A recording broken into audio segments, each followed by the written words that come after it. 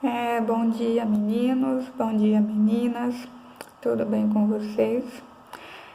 A tia tá gravando esse vídeo só para gente recapitular algumas principais características do trovadorismo, né?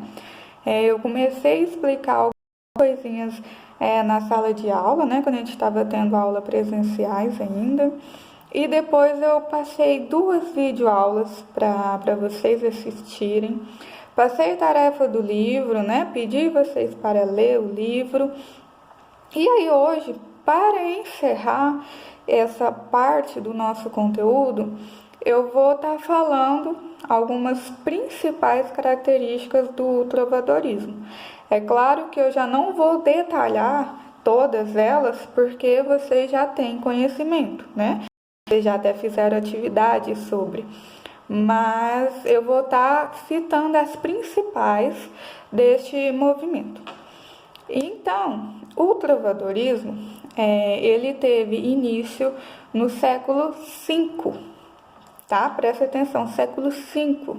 E ele vai até mais ou menos no século XV. Quando a gente fala de períodos literários, de quando começa, quando termina, não quer dizer que quando deu no século XV acabou tudo e pronto, já passou para outro movimento. Não, é como se tivesse um período de transição e aí as características da escrita começam a mudar. E aí, para ficar mais fácil de entender, a crítica literária ela determinou períodos, né, de fim, para que ficasse mais didático para a gente estudar, tá bom? Então, não esqueçam, trovadorismo começou no século V e foi até o século XV. Lembrando que nessa época não tinha Brasil ainda, tá? A gente não está falando aqui de uma literatura que aconteceu no Brasil. Brasil, a literatura brasileira, ela começa em 1500 com o quinhentismo, então a gente ainda vai chegar lá, tá? Então, essa literatura a gente não teve aqui no Brasil, ok? Nessa época, esse período do trovadorismo, ele engloba vários eventos. Que tipos de evento? Por exemplo, a ascensão da Igreja Católica, né? A Igreja Católica ela começa a ter a sua subida, né? A sua importância. E o feudalismo. Mas o marco inicial desse período é a queda do Império Romano, que foi em 476 depois de Cristo. Não pode esquecer desse detalhe, tá bom? O marco inicial desse período é a queda do Império Romano em 476 depois de Cristo, tá bom? Isso é muito importante a gente lembrar, tá bom? Em meados ali do século IX, entre o século X, nasce o feudalismo. O que é o feudalismo? É um sistema econômico social formado basicamente pelo senhor feudal, que é o dono das terras produtivas, e os servos, que são os trabalhadores rurais. A relação entre esses dois é marcada pela vassalagem, tá? Então, o que é essa vassalagem? Os servos, eles ofereciam trabalho e obediência aos senhores feudais, enquanto os senhores feudais ofereciam abrigo e proteção. Tá bom? Então, só recapitulando, para que isso aqui também é muito importante, não pode esquecer. No trovadorismo, a gente tem o feudalismo, que é um sistema econômico-social, tá? Que é formado basicamente pelo senhor feudal e pelos servos. E a gente tem a vassalagem. O que é a vassalagem? É a relação entre os dois, tá bom? E os servos, ele oferecia trabalho e obediência, e em troca os senhores feudais oferecia abrigo e proteção militar, tá bom? Isso é muito importante. Outro marco muito importante nesse período do trovadorismo são as cruzadas, né? O que é as cruzadas? Inicialmente, né, elas foram uma guerra entre os cristãos europeus e os muçulmanos. A princípio, o propósito das cruzadas é reconquistar a Terra Santa, tá bom? Não vou entrar em detalhes nas cruzadas porque vocês estudam esse período na disciplina de história, tá? Mas é importante a gente lembrar que a cruzada aconteceu nesse período do trovadorismo e ela influenciou muito na produção literária, tá bom? As principais manifestações literárias desse período medieval podem ser divididas em dois grandes grupos, tá bom? Então, as manifestações literárias podem ser divididas em dois grandes grupos. Que grupos são esses? As novelas de cavalaria e a poesia trovadoresca, tá bom? Então, no trovadorismo, a gente divide em dois grandes grupos: as novelas de cavalaria e a poesia trovadoresca, ok? Não pode esquecer disso também. O que são as novelas de cavalaria, né? As novelas de cavalaria, elas se resumem em aventuras, né, de cavaleiros em nome de ideais cristãos e em defesa de donzelas, tá bom? Então, em resumo, essas novelas de cavalarias, elas foram influenciadas pela cruzada, tá? Pelas cruzadas. Então, não esqueçam do que são as novelas de cavalaria, que é muito importante, ok? Já a poesia trovadoresca, olha, presta atenção para não confundir. A poesia trovadoresca, ela apresenta duas vertentes, tá? A poesia trovadoresca apresenta duas vertentes. Que vertentes são essas? A gente tem a poesia lírica e a poesia satírica, tá bom? Duas vertentes. Cuidado para não confundir com o que eu havia falado anteriormente, tá bom? Cuidado com esse detalhe aí, tá? Porque anteriormente, o que eu havia falado? Das manifestações literárias. As manifestações literárias são divididas, né, em dois grandes grupos, que é as novelas de cavalaria e a poesia trovadoresca, tá bom? E aí, dentro desta poesia trovadoresca, a gente tem duas vertentes. Que vertentes são essas? A lírica e a poesia satírica, tá bom? Na poesia lírica, prevalece o amor cortês. É aquele amor belo, né? Um amor não correspondido, um ama o outro, aquela coisa que a gente está acostumado a ver. Já na poesia satírica, o eu lírico, ele debocha dos comportamentos sociais e concentra suas críticas a uma pessoa específica devidamente identificada no poema, tá bom? Então, olha, na poesia lírica a gente tem o amor cortês e na poesia satírica a gente tem o deboche, a crítica, ok? Vamos lá para mais outra vertente. Dentro da poesia lírica, presta atenção, dentro da poesia lírica, a gente tem a cantiga de amor e a cantiga de amigo, né? A gente tem essas duas cantigas. Qual que é a diferença entre cantiga de amigo, cantiga de amor? Qual a diferença que a gente tem? Na cantiga de amor, o eu lírico é masculino, tá? Na cantiga de amor, o eu lírico é masculino e ele canta, em geral, o fato de não ser correspondido pela sua amada, tá? Ou seja, ele canta o seu sofrimento amoroso, tá bom? Já na cantiga de amigo, o trovador é um homem, porém ele assume um eu lírico feminino, tá? Então, quem está escrevendo, né, o trovador é quem escreve as cantigas.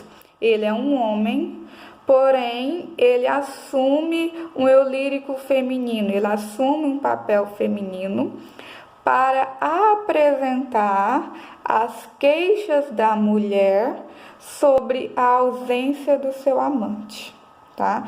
Então, as principais diferenças da cantiga de amor e da cantiga de amigo é que na cantiga de amor a gente tem um eu lírico masculino, que em geral ele não é correspondido pela sua amada, e ele canta o seu sofrimento amoroso.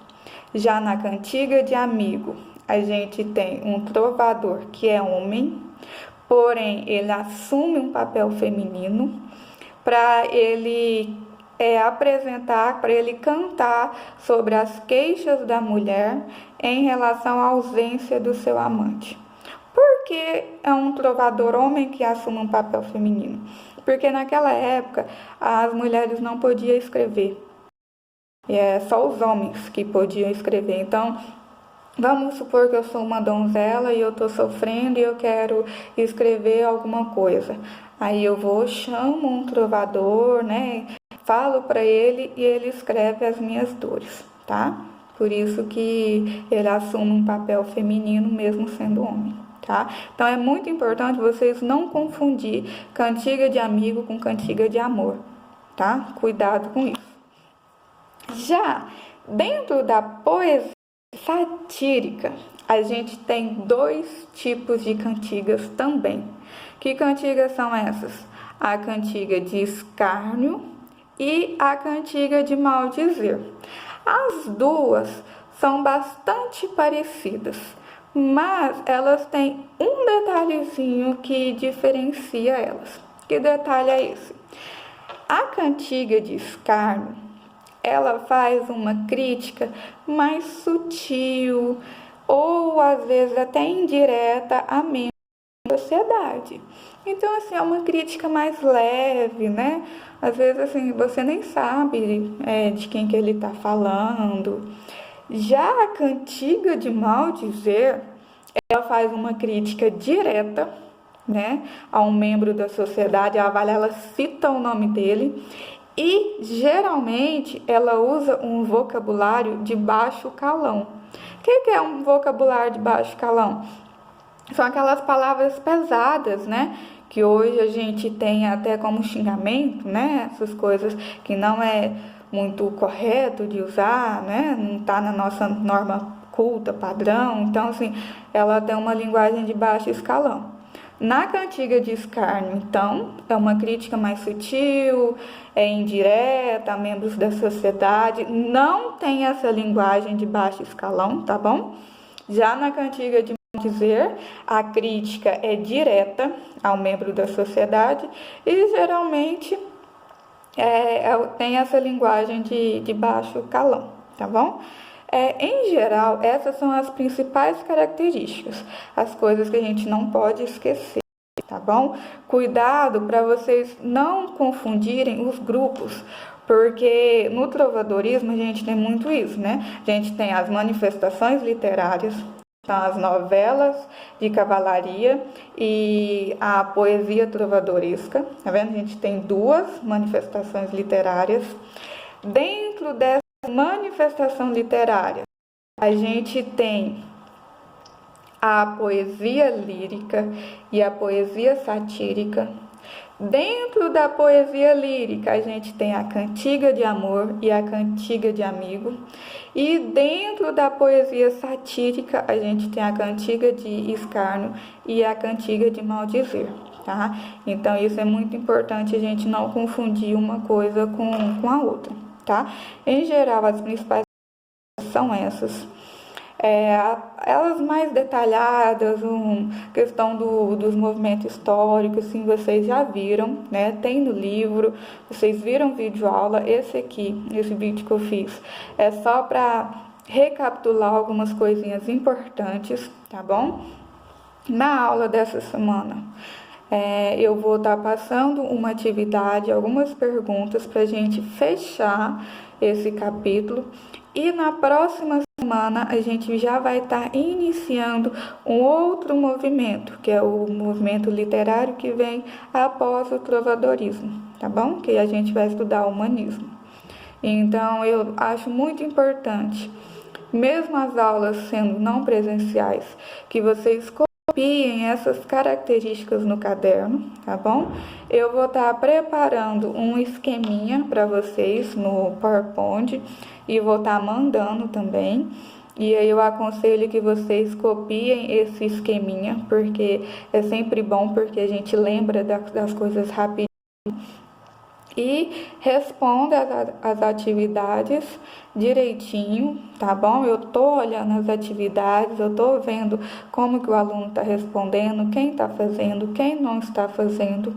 E é importante dedicar isso, porque quando as aulas presenciais voltarem, a gente vai estar fazendo trabalho sobre isso, a gente vai estar fazendo provas sobre esse assunto.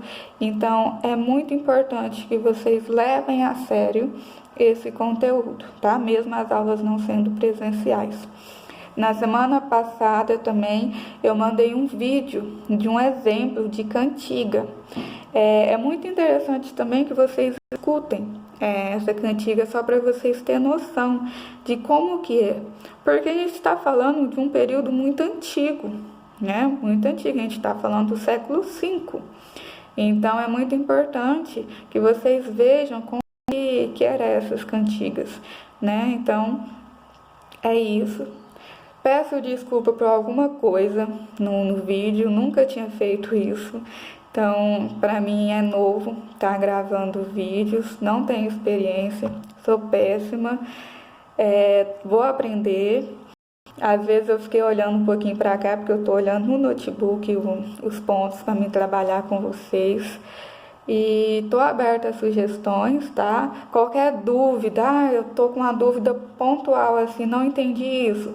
Vocês me mandam no dia do né, que é toda quinta-feira, das 7h10 até 12h30, manda as suas dúvidas para que eu possa estar respondendo, porque se eu não tiver um respaldo de vocês, eu não consigo saber quais são as dificuldades que vocês não estão entendendo, tá?